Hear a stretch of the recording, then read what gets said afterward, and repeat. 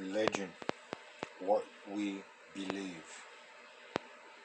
On Earth, over the last 3,500 years, religions have evolved in what appears to be a pattern. Hinduism, 1500s BC, Judaism, 1000s BC, Buddhism, 500s BC, Christianity, 0 BC, and Islam, 500s AD, have emerged and set a tone for societies within which we live. These major religions have accepted the Hindu principles of monotheism and the eternal soul.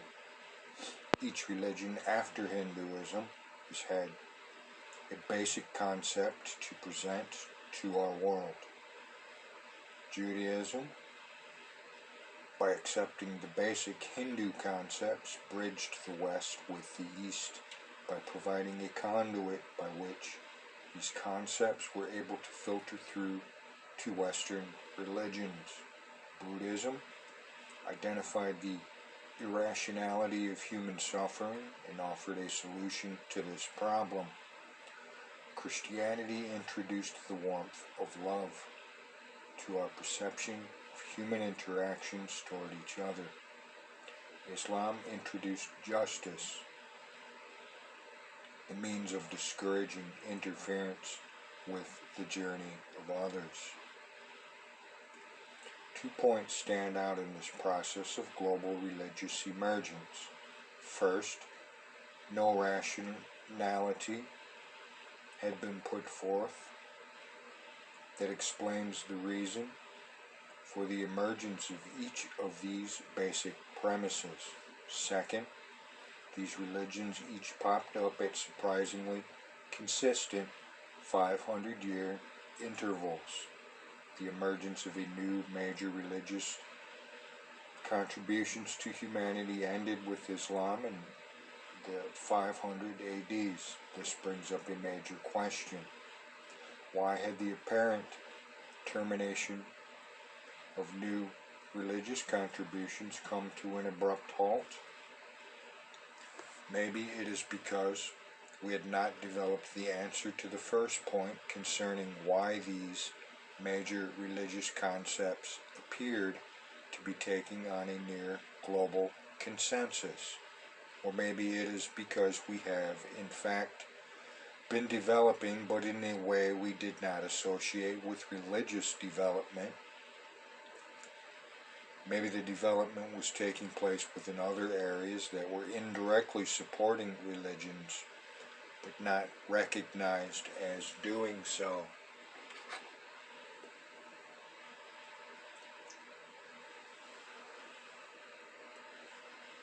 Why was there an abrupt 1500-year break in religious development? Perhaps we can gain some insight into this question if we look at other developments that took place during these years. Much of the main progress of our species over these years seems to have been in the areas of philosophy and science, areas that appeared to be religiously antagonistic, but may in fact have been very much religion friendly.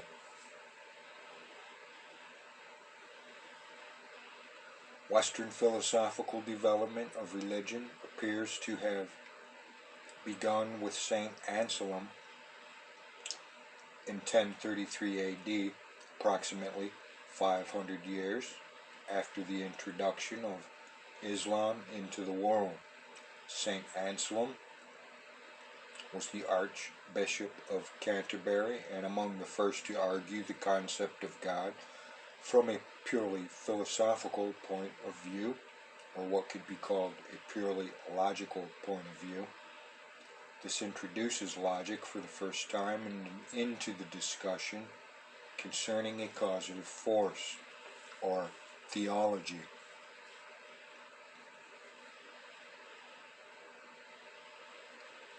Thus emerged the significance of logic or philosophy in understanding the causative force, God.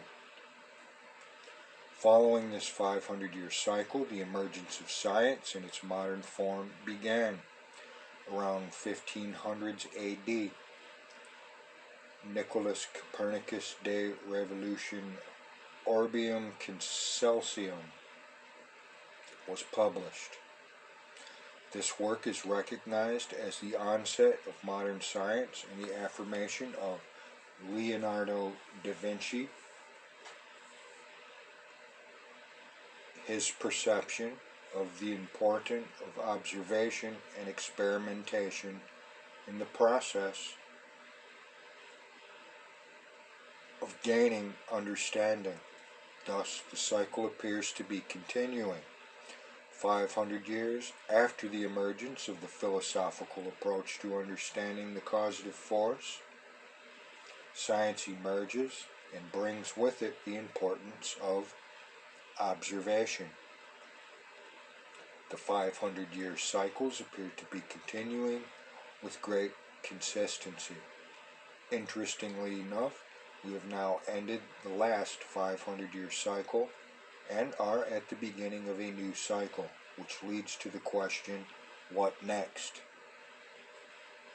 There are basically only three means by which we are able to understand ourselves, understand each other, understand our universe, and understand the causative force, God, behind our universe.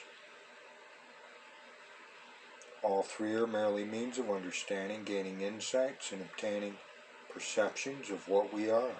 The three means by which we understand what we are, what our universe is, and what a causative force is, are perceptions through faith, or what we call religion, perception through logic, or what we call philosophy, and perception through observation, or what we call science.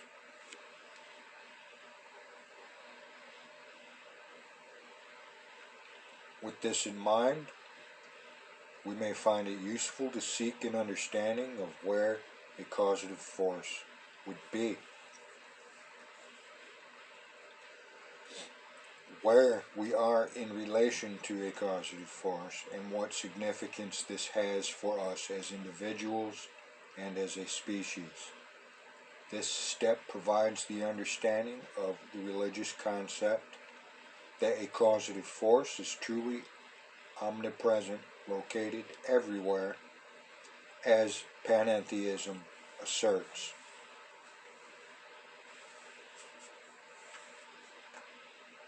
Religion is the oldest of the three means by which we can understand ourselves, others, our universe, and our causative force. Therefore, it is the first place we should look for verification regarding the potential for a universal philosophy.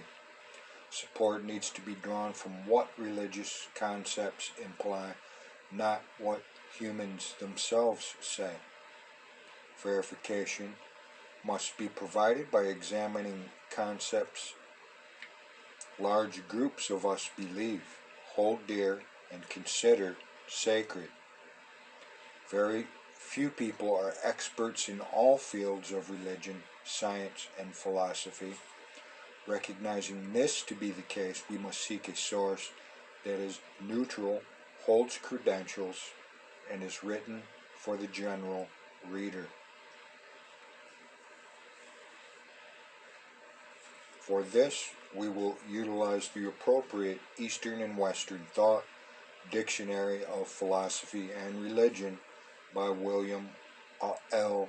Rees, a good resource.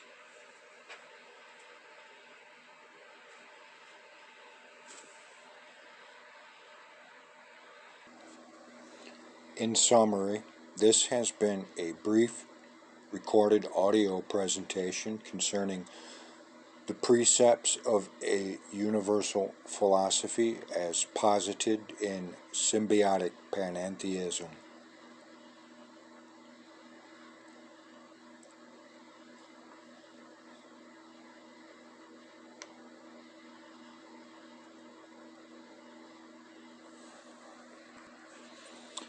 and as what Daniel J. Shepard, as a messenger of this work, calls a universal Magna Carta.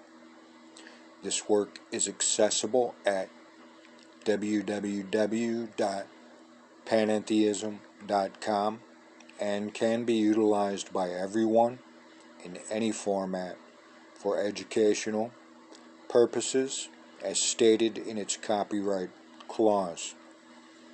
All rights reserved to protect the integrity of the work. In closing of this audio introduction, this has been a brief reading from Book 3 located in the library section of the web page, with the subheading The Nature of God, the Soul, and Knowledge, Practical Metaphysics, and main title Stepping Up to the Creator.